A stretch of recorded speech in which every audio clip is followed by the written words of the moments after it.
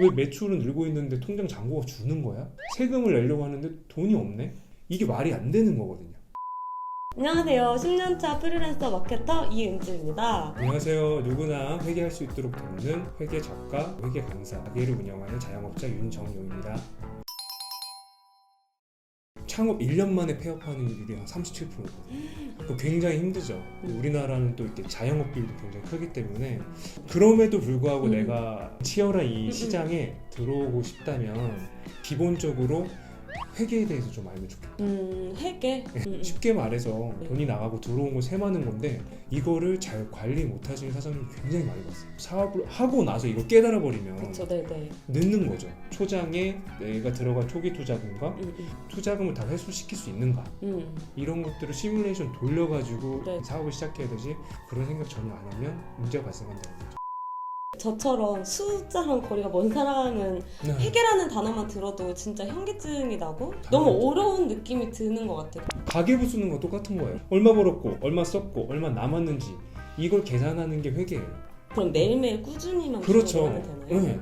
내가 오늘 번 돈이 얼마인지, 오늘 쓴 돈이 얼마인지 이거 무조건 알 수 있잖아요.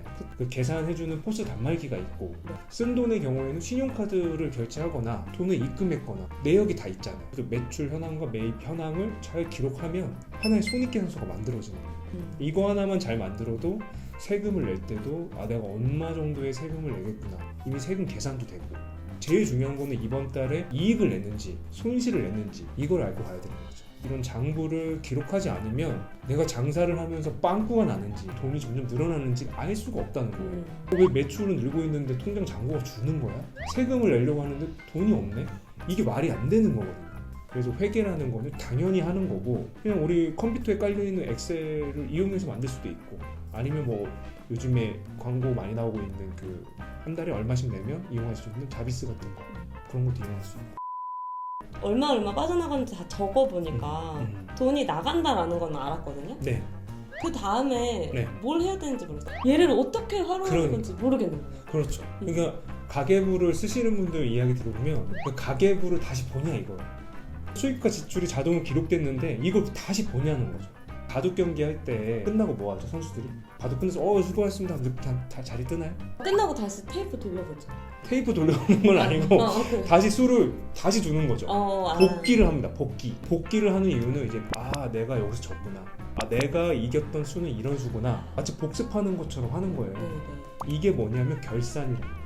예전에 시험 보면은 시험 딱 끝나면 그냥 막 떡볶이 튀김 사가지고 만원씩 빌려가지고 그냥 노는 애가 있고, 어떤 친구는 그 틀린 문제를 오답노트에 정리해가지고 이거 틀리면 안 되겠다, 공부하는 친구가 있어. 다음 시험 누가 더 잘 보겠어?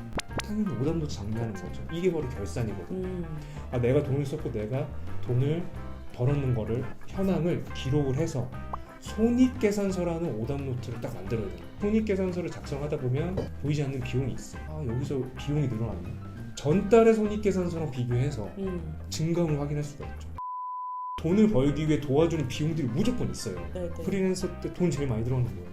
노트북 장비. 이 노트북을 한번 썼다고 해서 버리고 이런 거 아니잖아요. 그쵸, 네. 5년, 6년 쓰잖아요. 이런 친구들은 좋아. 매출이 나면 들어가는 비용들이 있어. 네. 이런 게 바로 변동비라는 어려운 용어가 있어. 번만큼 쓰는 비용. 음식점에서는 재료 같은 거, 카드 수수료, 아니면 배달 대행 업체를 쓰면 배달 대행료. 만약에 쇼핑몰 운영하신다, 뭐가 있을까요? 택배비, 포장비. 이런 친구들은 수익을 내기 때문에. 근데 수익을 내지 않는 애들 있잖아요. 소모품비 같은 거, 네. 쓸데없는 비품 같은 거, 이거 뭔가 도움될 것 같아서 막 다이소에서 막 네. 만수르처럼 막 쓰잖아요. 근데 결국 보니까 쓰지도 않고 그냥 이런 친구들. 또 고정적으로 들어가는 거. 내가 매출이 전혀 없어도 돈이 나가는 애들이 있어.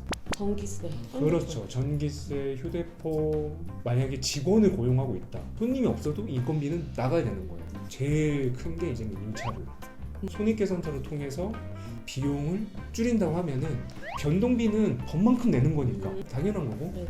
중요한 건 뭐예요? 고정비를 줄여 나가는 거. 내가 매달 들어가는 고정비가 뭐가 있지? 매출이 없어도 나가는 비용이 뭐가 있지? 이거를 세부적으로 쫙 관리를 해줘야 되는 거지. 저처럼 이런 네. 걸 한 번도 안 해본 사람들이 지금 당장 할 수 있도록 팁 좀 주실 수 있으세요?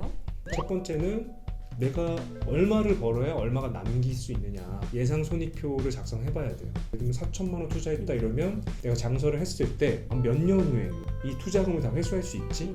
손익분기점이라고 해서 우리가 이제 똔똔이라고 하죠. 이 매출을 달성했을 때 어느 정도 이익이 나올까? 이게 투자금 회수 시뮬레이션이거든요. 얘를 반드시 하셔야 돼요. 얘를 안 하면 그 투자금을 회수할 수 있는지 없는지 모르는 거예요. 나중에 돈은 버는 것 같은데 봤더니 오히려 마이너스인 경우가 굉장히 많죠. 그러면 예상 손익표를 모든 비용을 다 집어넣어서 굉장히 보수적으로. 두 번째는 회계 시스템을 만들어야 되는데 회계 시스템이라고 하면 어떤 생각 드세요? 조금 어렵다고 생각했죠. 어렵다. 시스템이니까 뭔가 돈이 많이 들 것 같고 맞아요. 우리 개인 사업자나 프리랜서나 네. 소상공인 분들은 정말 돈 한 푼도 없이 회계 시스템을 만들 수 있어요. 엑셀을 이용하시면 됩니다. 그래서 이 회계 시스템 만들기를 제가 클래스 101에서 나 엑셀은 진짜 애갈못이다. 나 엑셀 하나도 못해. 저 못하겠어요. 그러면은 그 장부 서비스가 있어요. 개인들도 가계부 쓰기 싫어. 뭐가 있죠? 뱅크 샐러드, 쓰고 있어요. 브로콜리, 토스 이런 것들을 이용해서 신용카드만 연동시켜도 네. 통장 잔액과 신용카드 쓴 거를 쫙 땡겨 와요. 개인 장부를 만들어주는 거죠. 사업자들도 이런 서비스가 있어요. 자비스 같은 거. 네네. 근데 엑셀은 공짜지만 하나하나 다 기록을 해줘야 되는 거예요. 네네. 근데 자비스는 자동으로 이제 매출 매입 현황 끌어오는 거죠. 그래서 그거를 보고서 형식으로 만들어서 시각화를 해준다는 거예요. 당장 세금 내야 되는데 얼마를 내야 되는 거야. 그거를 알려준다. 하나의 뭐 비서가 있는 거죠. 마지막으로 정말 나 아무것도 신경 쓰기 싫다. 이런 분들이라면 회계사나 세무사 전문가들을 고용하는 게 또 하나의 방법이죠. 네. 형편에 따라 개취, 내 취향이나 내 성격에 따라서 그거를 설정하시면 돼요. 네, 오늘 대표님 너무 재밌는 얘기 잘 들었고 네. 저희가 다음 편에서는 1인 기업 소상공인데 모든 종합소득에 대해서 친구하고 납부하는 게 바로 5월. 그 5월을 저희가 어떻게 준비해야 될지 종합소득세 관련해서 네. 얘기해 보도록 하겠습니다. 네,